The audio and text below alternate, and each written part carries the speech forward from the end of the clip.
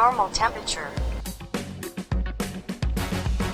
Over the holidays, it's really important to keep in mind that your goals don't have to take a back seat, and overall your mental health is really going to be the thing that kind of pushes you into that next level with whatever your goal is, whether that's to gain muscle or lose body fat, maybe a little bit of both. So overall, taking care of yourself mentally as well as physically, we really talk about that here at Lifetime, where you can meet your goals while also enjoying your everyday life.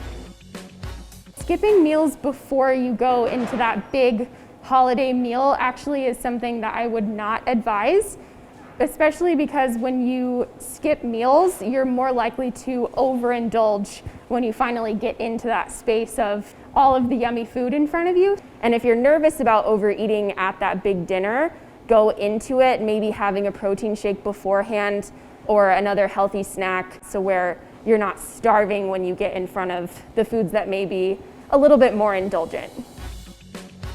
Tips for exercise over the holidays, I would say just like your meal prep, where you can kind of schedule out what days you're going to eat certain foods, you can also schedule out what days you're going to do some exercise, and actually blocking that off in your calendar, especially when it's so crazy busy with the holidays, it can be very helpful to commit to specific times. Maybe schedule yourself a yoga class at your local Lifetime, anything that you do to get moving. Also thinking about the kind of exercise that you're going to do and making sure you're incorporating some strength training, a little bit of high intensity, and then also some recovery. Again, especially as it's so crazy with the holiday times right now, we could all use a little bit of time to decompress.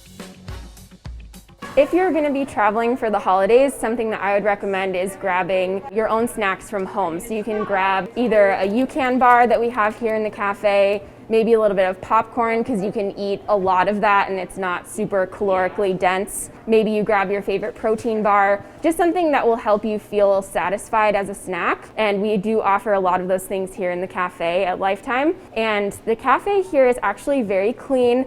We do have all of the seats socially distanced, even blocked off, so it's not even an option to sit there. There's a lot of enhanced cleaning protocols that we have.